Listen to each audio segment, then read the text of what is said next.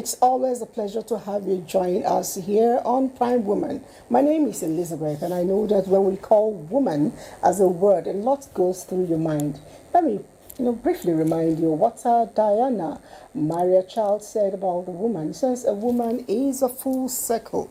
Within her is a power to create, to nurture, and to transform. And that's what makes us thick.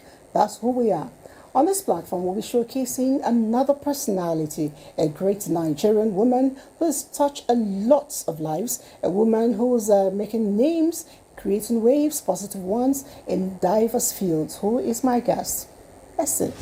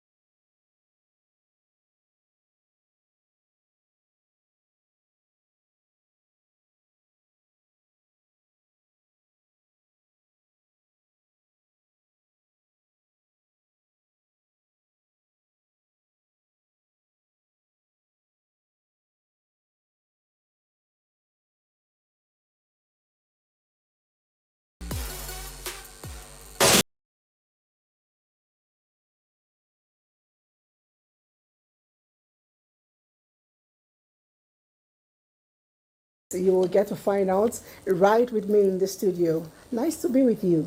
Thank you. And I'm wondering, you are a lawyer and you've moved into several things. I was trying to, find out where do I really hook you? Even though you said yourself you're a CEO of several companies, and I tried to check, you're a master of several things, and at the same time you're involved in them fully. How do you juggle, keeping in touch with gas and oil, legal practicing, agriculture, a whole lot of things? How many hands do you have? Thank you. I have two hands. I don't think so. But enormous energy that is driving the hands. I know. I would say that as a child I developed passion for life and for humanity as a whole, and this informed my involvement in so many things that I found myself involved in.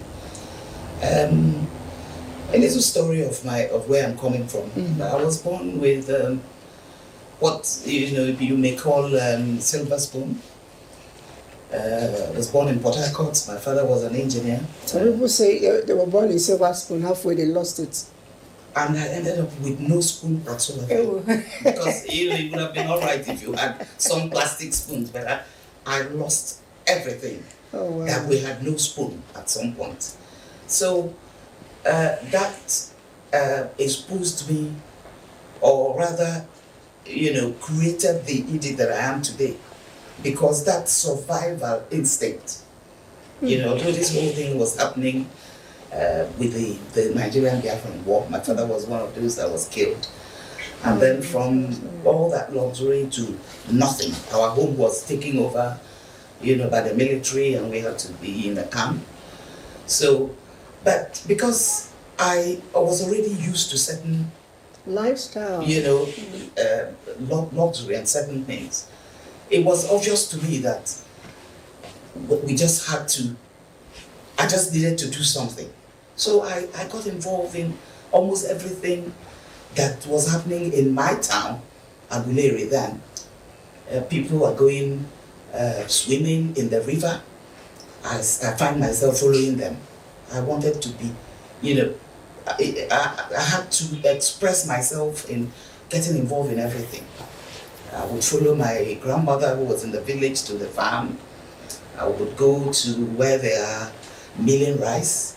I would go to collect rice and the chaff, remove the chaff from. So I was involved with so many things. And you were building experiences. So that kind of toughened me, with the result that by the time the war was over, I had so much energy that I didn't even know I needed to, do something with. So of course I went to secondary school, I didn't go to university immediately because I had to travel, because I went into early marriage. How early was early? I was 18, so you can imagine.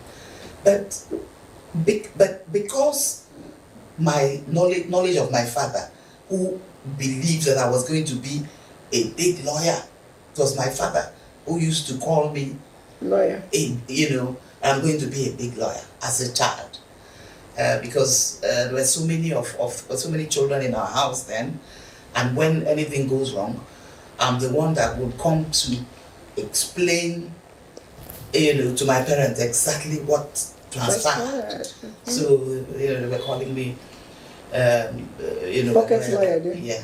So when I traveled to England, I went and I studied communication, advertising, and marketing, and came back and started working with AdMac, client side is executive, and of course, the fact that I needed to be a lawyer, I had to go back to school, to study law. How did that feel? I mean, a lot of people who begin to earn money, especially women, to leave earning money and go back to school is a bit of a challenge. Well, I say to every woman, I don't really think that there is anything wrong with marrying if you are lucky to find marriage, but not as early as I did. That 18 years is completely not recommended. I would not recommend that for anybody, because that was a little bit too early.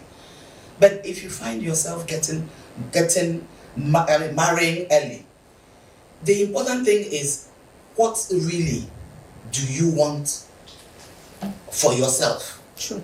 I advise women to always define how you want to see yourself, because that is what will help you.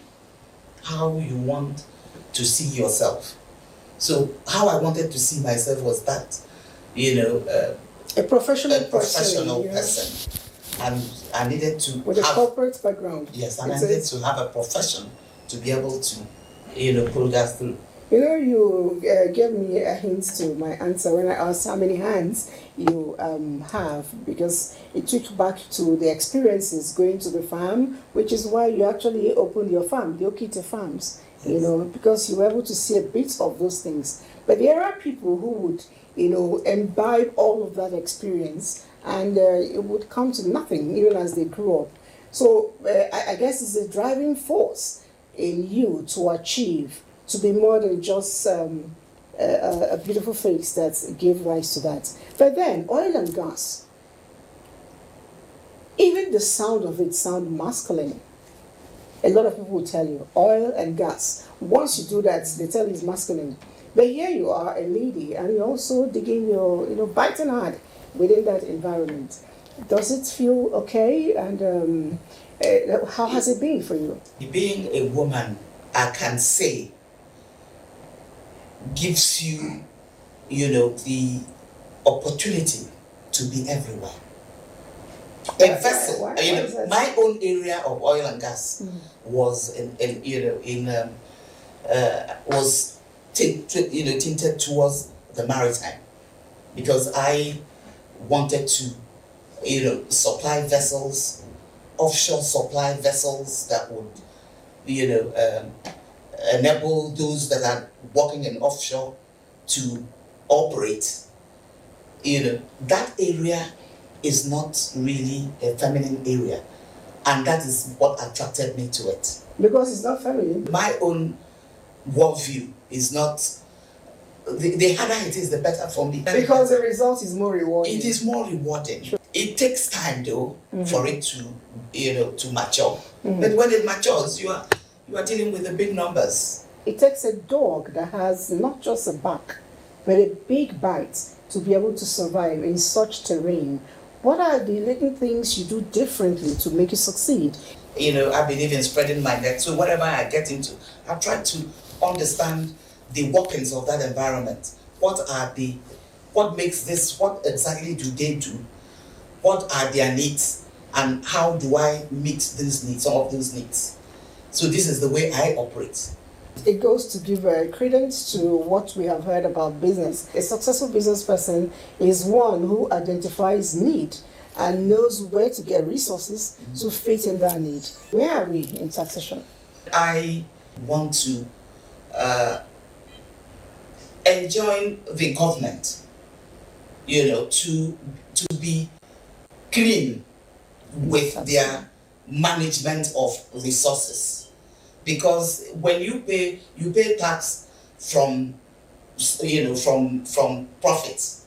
You don't pay tax on anything that you have not earned, right? And we want, they like Nigerians really would want to pay. Sure. When they know that the monies that is being collected or that they're paying is being adequately applied, transparently. Sure. Because every other country of the world, they pay taxes very well, and those taxes are what are used, to develop their country, the countries of the world. So how do we expect to get the type of services that we see without adequately paying tax that go with it? All right, so you're actually on the two sides. Nigerians can pay better, but then the dividends of this tax should be clear and very transparently for the and people applied. to In fact, this was one of the reasons I went into politics, because I was actually going to go there. Because I believe that Nigeria as a country Nigerians deserve a lot better from our leaders than that we are getting. To be in the leadership position, I believe, would be to have an opportunity to touch the other person. A life that is not adequately touching the other person is a completely wasted life. Therefore, the people who are holding, are in positions of authority in Nigeria, I thought that by some of us getting involved, we would, I didn't want to just sit down and be complaining about so many things not being right and do nothing about it. This was what drove me to saying I need to get involved and I have to be part of doing something about. And you went and about our political the space. water is actually as tough as you have always wanted it to be. The thing is, you don't get into the kitchen if you don't like the heat. Those were not my problems, because I knew that nobody was going to do anything, was going to give you anything. 2023, I became the candidate of APC.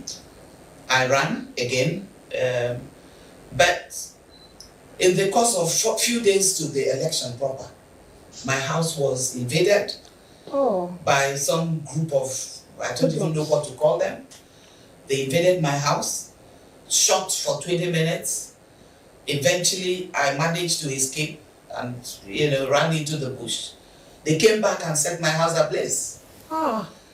So that affected, that's my election, because my supporters were Scared. scared to come close because it became obvious to them that, and you know, nobody tackles you when you are not holding the ball. You can only be tackled. I mean, if you watch the football match, can only be tackled if you're holding the ball. I am opting out of elective office. I've just discovered the reason I went into politics is to be able to touch the other person. And there are 1,000,001 ways of doing that. It must not be at the I thought that being at the National Assembly would give me a voice to be able to, influence some of those things that I feel like, when I talked about leadership, being transparent with Nigerian resources and management of their monies and all of that.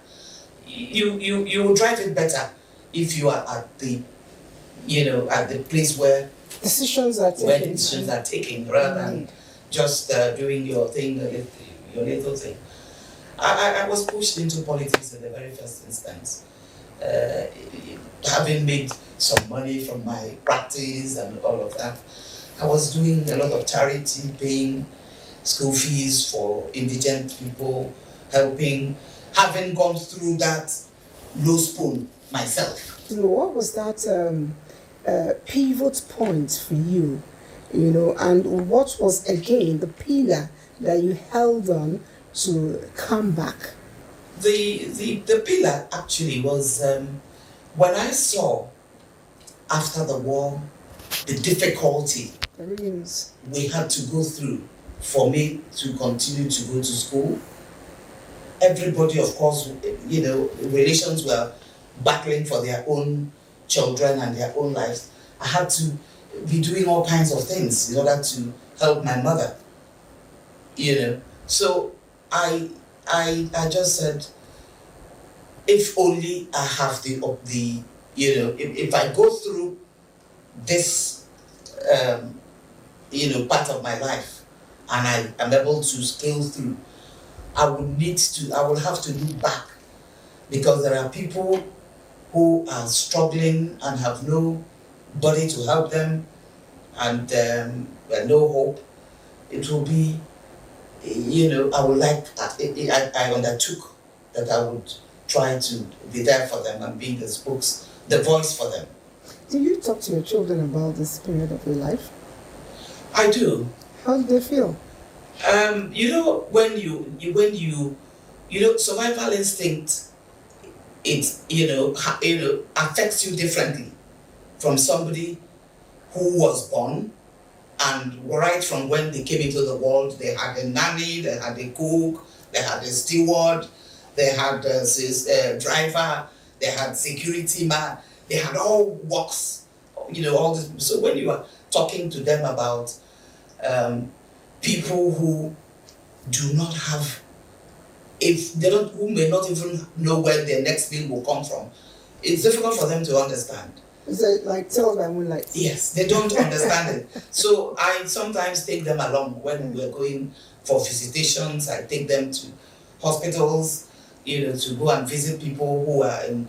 Then it was Lagos. I'll take my children to Ibobi Hospital to go and see people who, how it is in Ibobi. And then we go to Children's Hospital in Mercy Clinic. They see a lot of children very sick, no money for them to buy even the smallest drug. So I take them along sometimes, so that they can see. It's a learning curve. Yeah, so that they can see. I know that what they have is not a privilege. Yes. I try to. In fact, my daughter came out from Holy Child as the most compassionate. And I wasn't surprised, because you try to get them to understand that they need that compassion. Our world today, political world, so to speak, in Nigeria, in the past, we had more women than we do today. And each political year, we look forward to having more of us, there. And it looks like I don't want to put a stamp on it, but it's looking like a mirage. What's the correlation between our population size and our size in the politics? I feel very sad, really, that is the situation in Nigeria. Or so many African countries. I really don't know that they understand that women, with our numbers and with what we do, homemakers, homekeepers, So much. the hands that rub the cradle, and yet they don't seem to appreciate the fact that you cannot actually make progress in the country called Nigeria without the women, because it's like just imagine when you're washing your just one hand, when you can use your two hands and wash your hands clean, trying to lift things with one hand when you have two hands. I feel terrible that they are just beginning to see it. Thank goodness I hear they are pushing for a legislation that would enable, give her a seat, extra seats to for reserve women. her seat. Even though that is a token, but at least let them start with that. That is not to say that those who have the energy, those who really want, because if you know what you want, you have to fight for it. Those people I still encourage them to please go on and try and fill the space. And I'm still wondering, how do you manage the farm? I mean, being a farmer as well as other things, is it digital farming or just It's digital farming. You know the way things have become now in the world. Thank God that everybody else is embracing. This farm was started how many years back? We had in the integrated farm, we had the hatchery, which is to hatch, they own eggs, to hatch eggs. We had fish, fishing ponds, and all that. Now, what we are trying to do is to look at finishing, packaging. Packaging for export? Not for export. Like we have, thank goodness, Nigeria, we have so many people to consume what we produce. Managing human beings and managing machines, which is easier?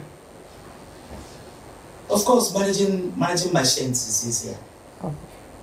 We have a very long way to managing human beings, because people don't share your passion. The vision for business is usually yours, and when you know what you want to do, you have all the energy to continue to press forward, drive through what it is that you want to do. The person who you have employed is just a salary earner. Maybe 10% of them. We really do have people who believe in the business. They're no more than 10%. How do you relax? Oh, I love music. Oh my God, that's it. I am a music freak. At my bedside, I have all sorts of music. I read myself. Of course, I play golf. I used to swim, but for some time now I haven't had time to go swimming. But I used to swim. I enjoy dancing a lot. Oh my God! And if I don't have any party to dance, I create my own party in my house. In my house, and I bring out everybody, including my steward and my cook. Everybody.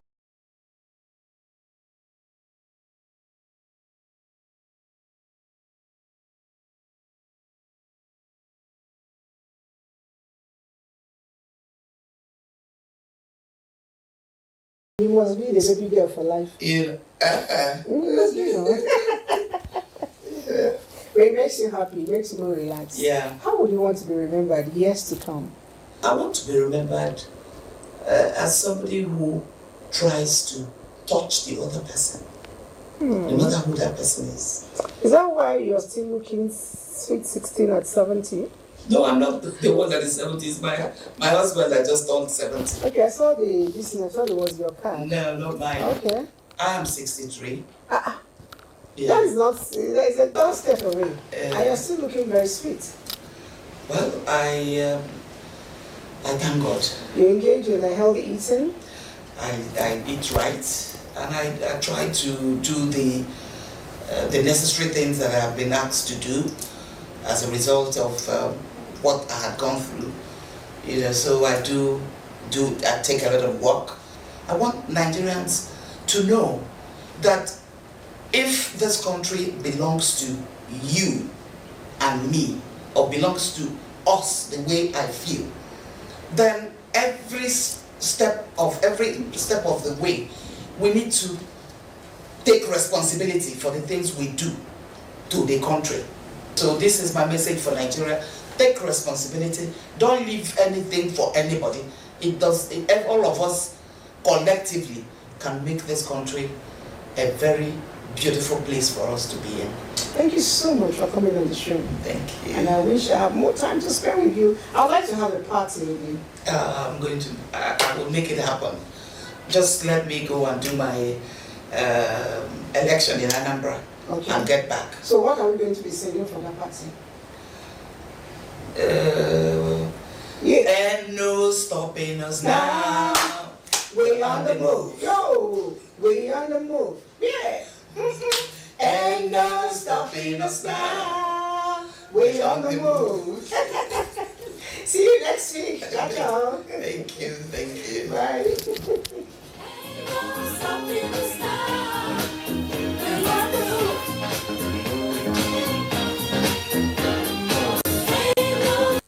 Turmeric. I bought 10,000. Just my palm like this, 10,000. Small like that. Yes. I said, move the 5,000.